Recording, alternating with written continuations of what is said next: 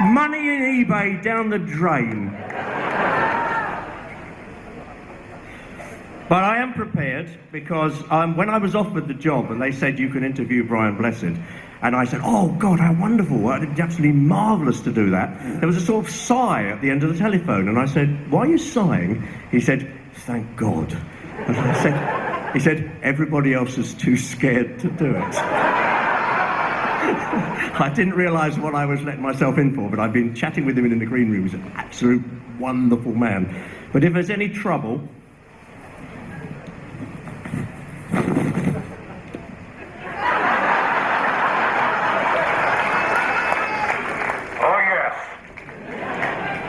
And if it goes on for too long,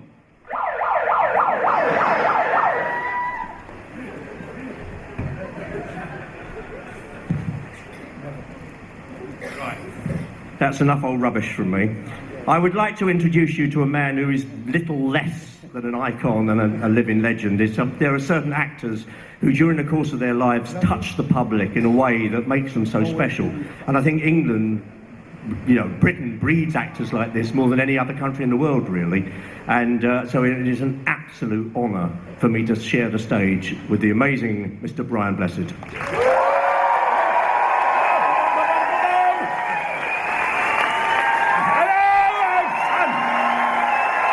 Great to see you! Marvellous! Marvellous, marvellous to be here. I think I must say straight away, Gordon's alive! Well, that's the first question, fucked then, isn't it? No, that's just started, we mean to continue. It's marvellous. Be comfortable. Yes, I'm very comfortable. Yes, indeed. I put on my Facebook, I said, anybody like to ask Mr. Blessed a question? Every single one of them ended with Gordon's alive. But I got a few good ones. This one is from Mr. Josh Harris. Mr. Josh Harris, he said, back in the 1960s when you worked on Z-Cars, you goosed my grandfather. Eric Mason, one of the set builders, and he goes on about it to this very day. And the question I would like to ask you is, have you goosed anybody really famous? Oh, well, I've always had a healthy disrespect. I'll have to stand up.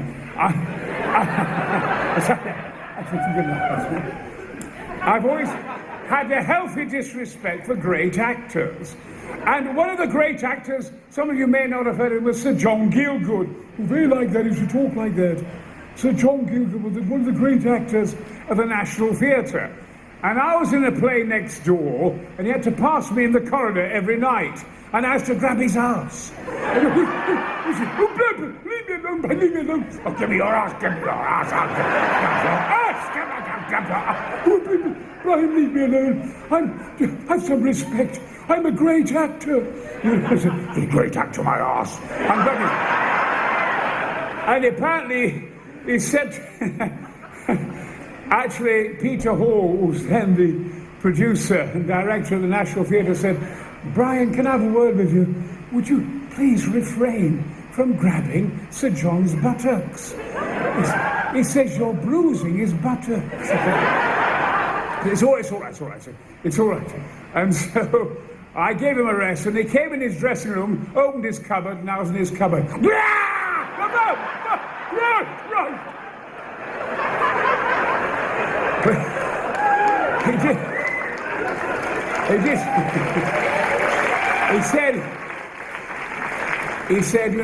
He said to Michael Bryan, you know, that Brian Blessed is a terrible man, but he's a lovely bit of rough. Have I answered this question? No, it's very good. Do you want to keep on the move? No, I'm not for the moment. I'm trying to give it up. Anyway, I'll tell you what, it's great to be here. It really is great to be here. Go on, me old son. Now, I know, obviously, a lot of people will ask you, as actors, yes. how you motivate yourself for certain parts. So the question I have is from a Mr. Mike Ambler, which says, what were your inspirations for Gampy Rabbit? I am absolutely tongue-tied for Grampy Rabbit. Well, I think that... you must have worked your way into the part. I do a lot of... I become the kind of almost king of the voiceovers. And I'm just doing at the moment Wizards and Aliens. It's good, isn't it? Playing the terrible king, Naxos, of the aliens, doing his voice and his face, and so forth. What's the question? Oh, Grumpy Rabbit! Oh, yes, no, Grumpy Rabbit! I'll get up again, get me light! And so, anyway, they asked, I do all kinds of things. I'm doing Hugo Monsters at the moment, things like that. Would I be Grumpy Rabbit? You know, I was with lots of children the other day, about 2,000 people, and I was talking about all kinds of different things, space and this, that and the other, and they were all quite impressed. But then I suddenly said, I was Grumpy Rabbit in Peppa Pig. Bloody hell. And there were cheers that went on. Actually, here's one you can't answer. Yeah. How did you stay so still during the Claudius death scene?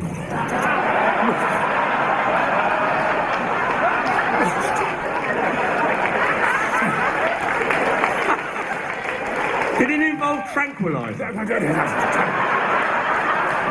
I'm not coming here again. Look at that. Anyway, Grumpy Rabbit brings in 7 billion a year. And the reason I wanted to play it was his lighthouse never works. And so when ships are coming towards the lighthouse to help them, to warn them off, he shouts, "Fog!" And that keeps the ships away. Anyway, what was our last question? There's a better one. How do I keep Do you think God is jealous of your voice?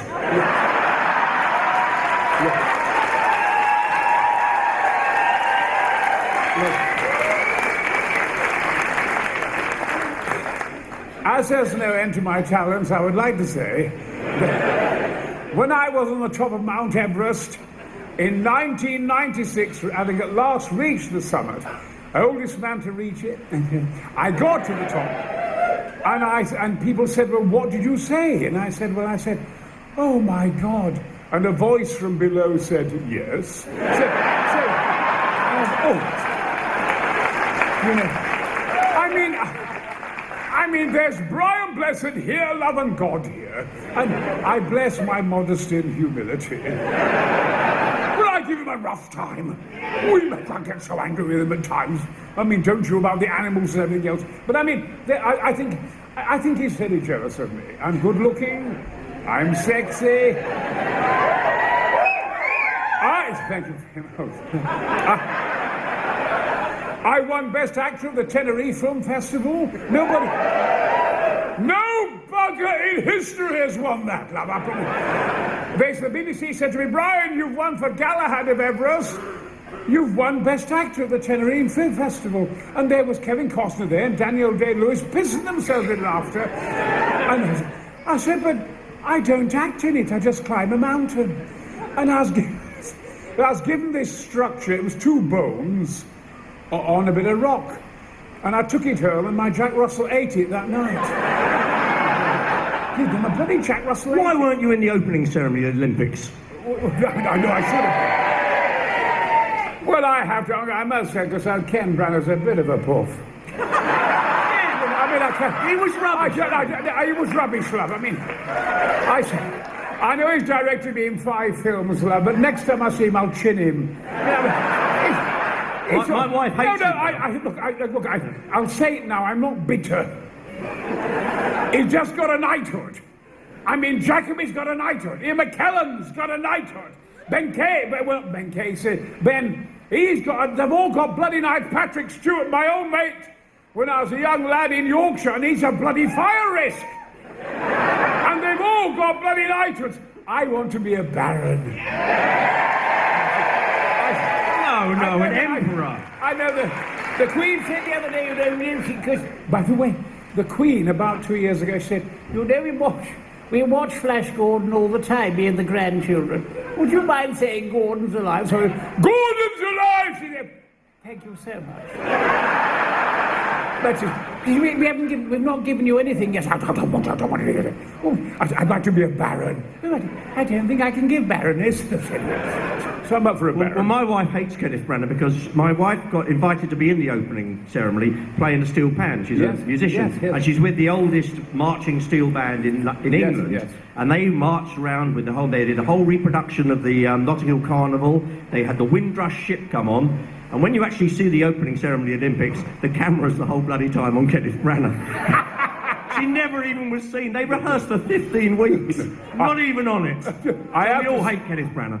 I have to say, ladies and gentlemen, of course, Ken Branagh and I have a father-son relationship. Ever since he did Henry V, and I knew him at Stratford. And I'm the son and he's the father. I mean, but what he's not a lovey. He's a really kind of natural, gorgeous lad. Have you goosed him yet? Oh, no, I goose him all the time. I used to goose Richard Bryars. They want me to talk about him. I'm going to talk about him on BBC Two this week. I don't think they'll print what I'm going to talk about. I was always grabbing his ass. And Paul Scofield, oh, Brian, leave me alone. Well, God, come here. You know, years and years ago, I used to sit in the front seat of the Lyceum, in the Lyceum, with Patrick Stewart. Patrick Stewart I've always known since he was 9 years of age, my oldest friend. And we'd be at the Lyceum, you know, seeing these great actors. And one of the great ones was Sir Donald Wolfert. Oh, a great King Lear. Harold Pinter started writing because he'd seen Wolfert as King Lear, the greatest King Lear of all time, this remarkable actor. And he played all kinds of parts that week besides King Lear, and at the end of the week he'd be holding onto the curtain. And Patrick Stewart was there, and I was there. He was at 9 and I was 11, and he suddenly said, "Hello, thank you, ladies and gentlemen. And next week, I shall be presenting my Hamlet, and my good wife will be playing Ophelia." And a man from the back said, "Your wife's a bloody whore!" And he replied, "Nevertheless, she will be playing Hamlet."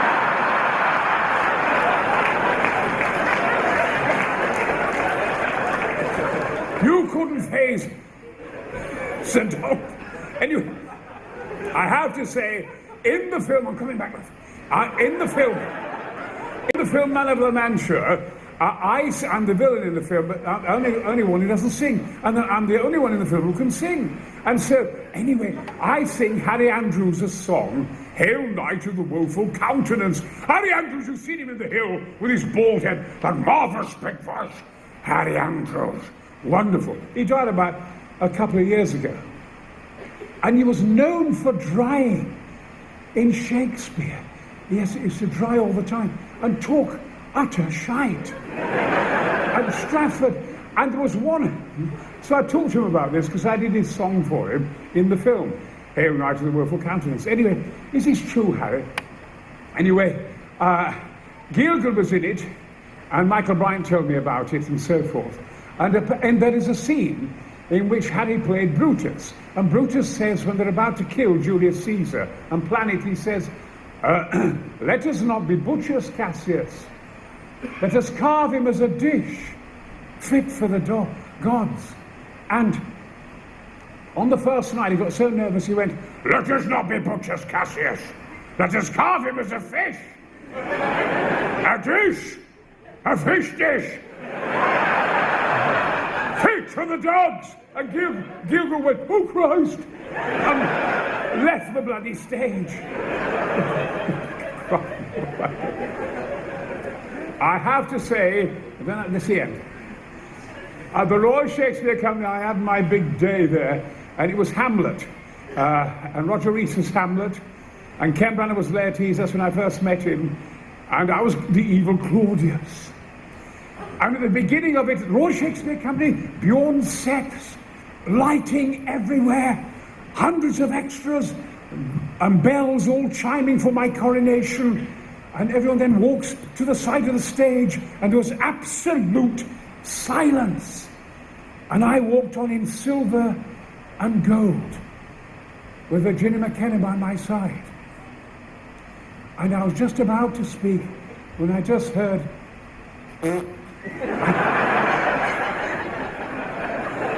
I cannot cope with farts.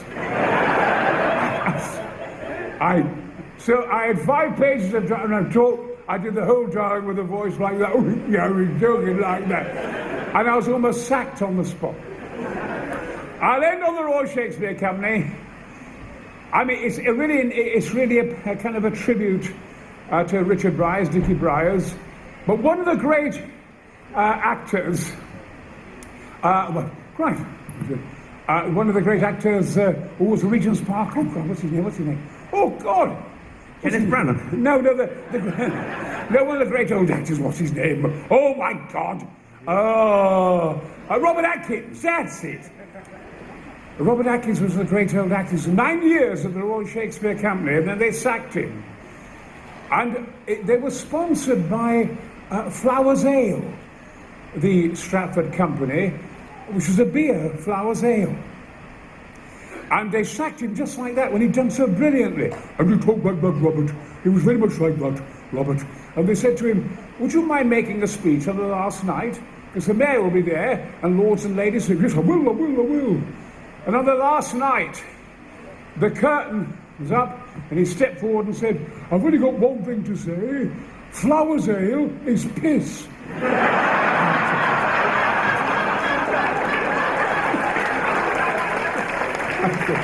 So, I didn't intend any of this. Terrible. Go on, Most of these are really irrelevant. My friend Loz says, can she have a pony?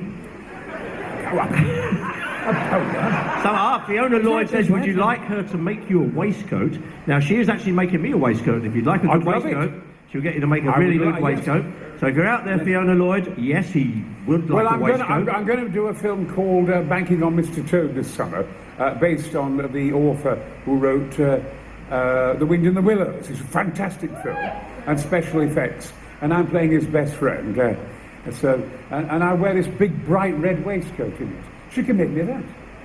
Oh, yes, she'd love that. It's on the television. Yeah, I was going to ask you, I mean, all these marvellous parts you played, somebody said here, did you ever get to keep your Hawkman wings? Oh, no.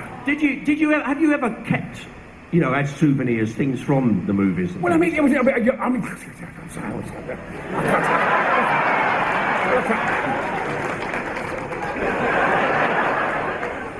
The buggers never let you have anything, I want to keep the wings and everything. I have to say about Flash Gordon that I kind of virtually ran to the studios. I enjoyed it so much. It was so wonderful. Such a marvellous cast.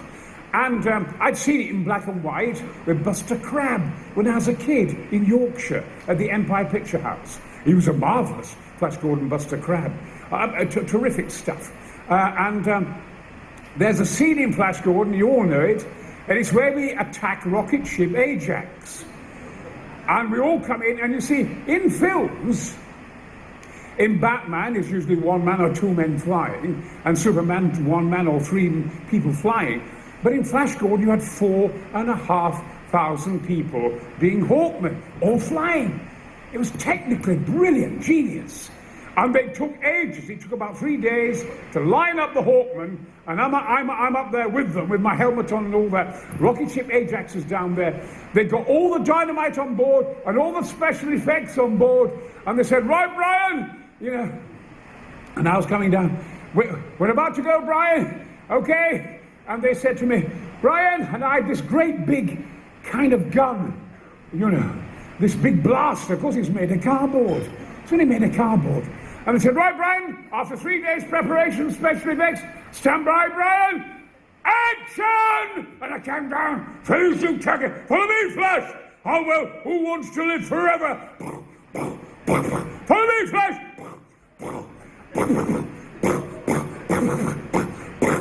Cut. Brian, we put in the special effects.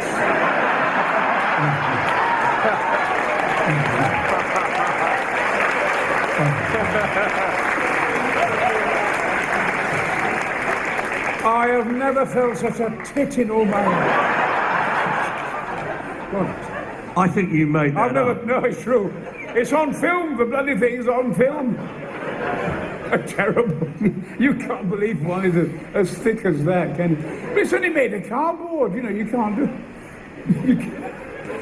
One here, which actually is quite an interesting one in a way. Neil Pace asks, why have you never played Doctor Who? Well... fair. Yes. It's, when I was in Z Car's famous series, Jesus, darlings, ladies, I used to get 28,000 letters a day. More than enough. I didn't do a Jimmy Savile. I'll cry. I couldn't do it. I would have shagged the planet. I was kept under lock and key, love. But 28,000 letters a day. And you used to waste your time goosing men. Not gay. But anyway. Anyway, Andrew Osborne. No one's ever asked this question. And Andrew Osborne, when I finished in Z Cars, I was going to go in the Three Musketeers. At Portos at the BBC, straight from Fancy Smith to Portos. He said, you know, we think we've got William Hartnell. We've had this very old doctor. And look, a young man, I was 27. We think we'd like you with your imagination to be Doctor Who. And I said, fine. And then a few days later he just said, we've worked it out. You're just a bit too young. But I have always thought that there is a case for somebody, for Doctor Who to be Eastern. Because his name is Who. Doctor Who. So that I've always thought he could be Chinese or Japanese. Careful, I came unstuck on those last year. So it's just as well. But I was offered it and then it was taken away. I know. Okay, I've got... Yeah. Can I have your beard? No, that's not a good one. Who does your plastering? Who does mine? Oh, did they want you to play Hagrid? Well, I must say that when I'm going to be doing this tribute to Richard Bryars next week on television, and I didn't give a damn. I'm very happy, not envious of anybody. I'm very happy with my lot. But Dickie Bryars went on the radio and television and newspapers saying, why is he not playing Haggard? They say, yes, he loves animals, he loves dragons, he loves dinosaurs, he loves it. Why the bloody hell isn't he playing Haggard? So he led a campaign. Had you perhaps goosed the director? I know, yes. No, I'd have loved to have played it. Yes. Yeah. My friend Piers Britton says, ask him if it is true that he taught Patrick Stewart everything he knows. I mean, that's why he's a wooden top. No, sorry, Patrick. I love him. Thank you, love him, Patrick. But he is a fire risk. No, he's not. No, I have to tell you, I was at Nottingham Red when I first left drama school, £4.19 and 6 a week, air 7 small parts. And Valmace Productions, and in Nottingham, they were the best productions in Britain at the time, better than Birmingham Red, which I went to eventually. But I was at Nottingham Red, building the sets, playing leading parts, not small parts. And a young man came to the stage door one day and he said, hello, I've always wanted to work backstage in the theatre. And I've just got out of the army, I'm a captain, I've got plenty of money, I don't need to be paid. I said, well, you've got to be paid £1 a week, the minimum. I said, are you any good with wood? He said, yes, I am. And he was good with wood. He said, he could help build the sets. But he couldn't act for bloody toffee. You know, and I think, I would give him a line now and again, and he was terrible. And as a challenge, I taught him, I said, look, I'm going to get you an audition. It's a challenge, because no one's more dreadful than you are as an actor. So I said, look, I'll teach you a Shakespeare, and you must just keep still. I'll teach you every intonation in the speech, right? And then I'll teach you a North Country speech. You can sit in a chair, don't move. And you are North Country anyway. So I did this, got him an audition for Oldham Rep. And I thought, well, that's sort of fun of it. And he phoned me up that evening, he said, oh God, he said, I've been offered a part at Oldham Rep. He said, I'm playing myself, really. And that night, on the first night, Granada Television were in there, and they cast him in Coronation Street, Bill Roach. Oh. So every time I see Bill, I say, don't bloody move, although you can't bloody act, you bugger.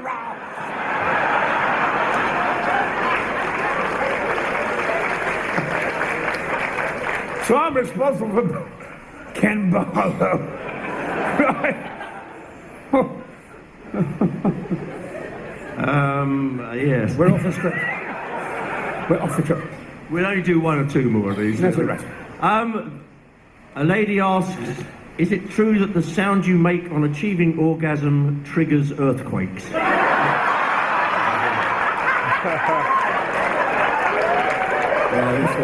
That's a very serious question, and I think the main thing is not to shoot backwards. But no, it doesn't. Not on Earth. It actually sends orgasms on Mars and Venus. My powers are much further afield. By the way, I don't take that bloody blue pill, for God's sake. I'll still shag anything that moves. Don't move! I'm sick of all that. But then you hear all this crap sex in the papers. Gee, bloody hell, fire. Take this pill, take that pill, bollocks. Bollocks. Yeah.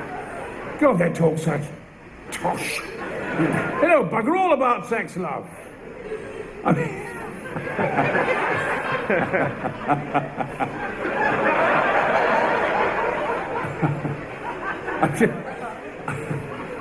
The French letters... Reduce an audience of tears with three laughs. The French letters, the condoms we had when I was 14, love, they were like best quality roofing felt. You have an orgasm, one of them would tear your bloody knob off. I'll have to say, while we're on about knobs, that, when I went to the North Pole, there's no end to my talent, I'm the oldest man to get to the bloody North Pole. I'm sick of hearing that we British. I was in the mail the other day that we're losers all the time. We climbed Annapurna South Face. We climbed the south-west face of Everest. Nobody could climb it. The British climbed it, for God's sake. What about Fines? Alan Hinks. We've got marvellous people. What was I talking about? What? Knob. Well, when I went to the North Pole, every hour you travel 8 hours a day before you put your tents up. 70 degrees, 80 degrees, 90 degrees below zero, with a wind chill factor of 120. And every hour you have to stop, eat chocolate, etc., etc. And then, of course, every 3 hours you've got to have a pee. And they all gather around you and keep the wind away from you. And you've got 15 seconds to have a pee. Otherwise, your knob will fall off. And I just thought I'd tell you that out. Eating chocolate is compulsory. This is where I want to live. Yes, it is. I mean, it is. But I mean, but in actual fact, it really is lethal. So I mean, I think Fines looks as though he's really damaged his hand. He took a glove off. So his expedition is over. They're trying to get him to the Russian base in Antarctica at the moment. He took off his gloves to adjust his skis, and was immediately, because it's winter, and he was immediately hit his hand, and I think he's in danger of losing his entire hand. I'm sorry, that's a somber note. But you've got to be bloody tough to go to these. He's an amazing man. He's a tough, gorgeous man. Anyway, you're going back, aren't you? Yes. Yes, I'm going to do the Antarctic this year. I'm going back to the Arctic with a Russian expedition, etc. But what I don't think, all of you, those of you who don't know, I mean, my biggest love in life, I suppose that's why I'm here. I love science fiction, good science fiction. I know lots of scientists. Yeah. I was brought up with Dan Dare and all that, Pilot of the Future, and the War of the Worlds and things like this. When I was a child on the radio, all that was on the radio. So I mean, Flash Gordon in black and white, and I always played Voltard. When we came out of the cinema, I never dreamt that one day I'd actually play it. But my love is space. My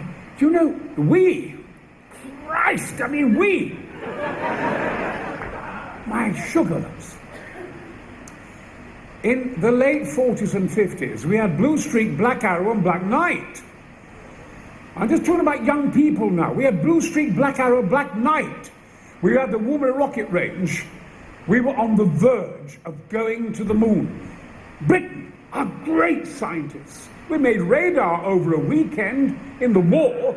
That's how good our bloody scientists are. Anyway, the government at the time cancelled the whole project. It wasn't expensive. As Colin Pillinger said to me, you know, Brian, we would have been on Mars by now. And it was cancelled. It was a kind of, you know, when I was 6, I was told at school, in my infant school, that there were other planets besides the Earth. What, Mars? I painted a little red Mars when I was 6 years of age and wanted to go. I have been heartbroken ever since that we are not there. What are they doing? Now, the thing is, I go and attend now all these functions. I have to say that there are 700 space agencies, and in Britain, in Abingdon, in the Midlands there, 100 square miles, scientists, young scientists and everything, we are making Skylon, the first space plane for the moon, because they found helium-3 on the moon. Helium-3 bounces off the Earth, and it lands on the moon. And there are trillions of tons of it on the moon. And 1 ton of helium-3 will give Britain pollution-free fuel for 5,000 years. So the moon is going to save us. And I'm part of this program. You can get it on internet, Skylon, you'll hear me do the narration. And I'm working with them. They're building 7. Our scientists have got together in spite of the government. Government, keep out the way. And they formed their own companies. We have thousands of young scientists, young people. It's going to bring so much work for people. Our future is space. We're not just meant for here. We are the children of stardust. We belong out there as well. On Mars, the moon, elsewhere, new forms of Olympic, new forms. Bathyspheres, all kinds of things for plants and biospheres that we can create out there. New forms of Olympics, new forms of art. You do it.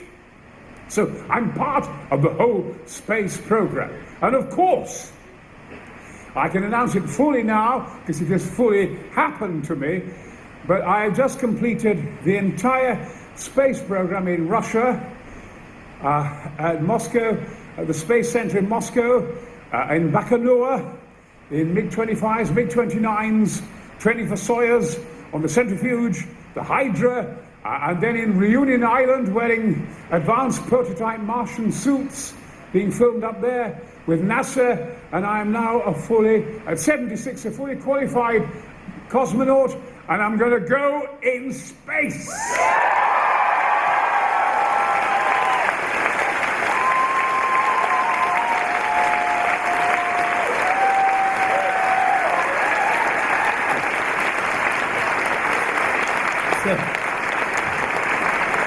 So, ladies and gentlemen, go and follow it. Go and do it. We all belong out there as well as here. And science fiction has inspired me all my life. Another question, Elsa?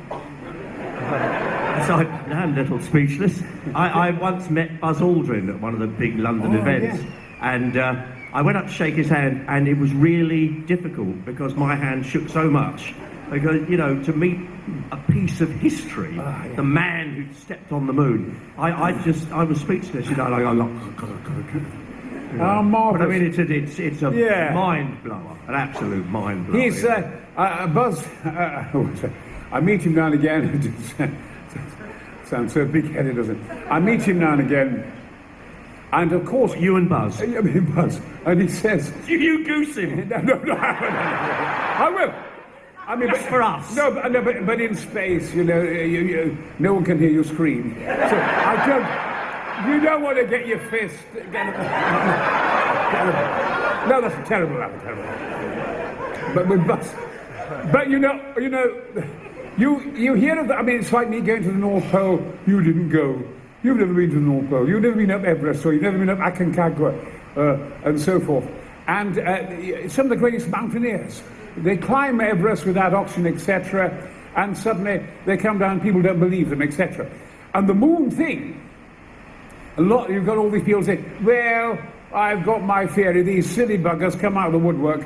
I've got my theory. And they didn't really go to the moon.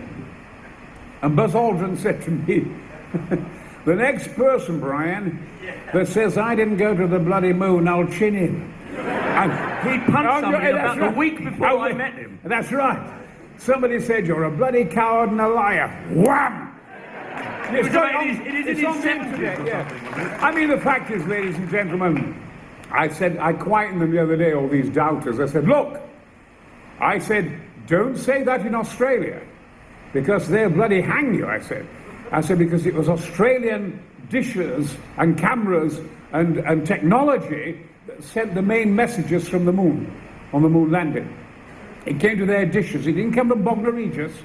It came from the bloody moon. So, I mean, it is absolute bloody arrant nonsense. We've been there, what, 12 times? But they, I mean, I don't think there's any question that they went. Yeah. But, I mean, I think, in all truth, that some of those photographs are too good to be true. You can just imagine that they thought, oh, maybe these pictures will work, maybe they won't. And so they did a whole load of Hollywood test shots just in case. And maybe they got back the pictures and they weren't quite as good as they hoped for, because some of them are so spectacular. And Yes, when they they are, said yes, they were yes. aiming with these things in their chests and all this. But I think there's no question they went. Yes, but I yes. think some of the photographs might be pony, you know. Well, that's It amazing. is America we're dealing with. Yes, well, yes.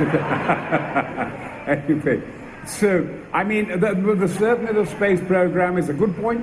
The space program is going marvelously ahead. I think, you know what that, I mean, what I object to,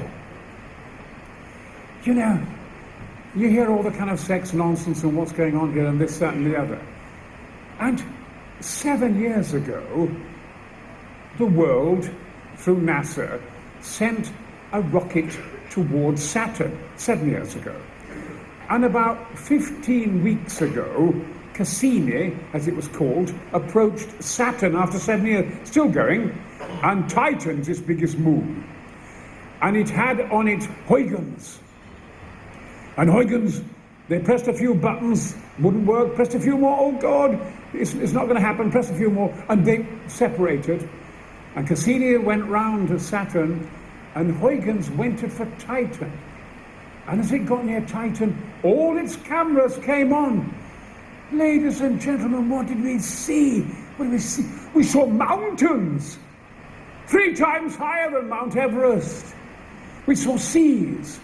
We saw great big continents like Africa and South America. And it got that much in the press. You can, on your internet, you can just get Titan, and you'll see all the photographs that are beaming back all the time from this, so which is really bloody exciting. So, I'm getting very serious. I have to say, I think being on the stage with you is probably one of the most enjoyable experiences I've ever had in my life. Well, you know, look, Somebody asked a question here, which was, at what age did you feel most content? content. Well, I suppose I've been content since I was born. I love life. I just love life. I can't wait to get up in the morning. I believe in people, and I believe in youth, and you know, I believe that I'm sick to death of the age thing, by the way. You know, that 40 is very young. I mean, it's not middle age anymore. Yeah.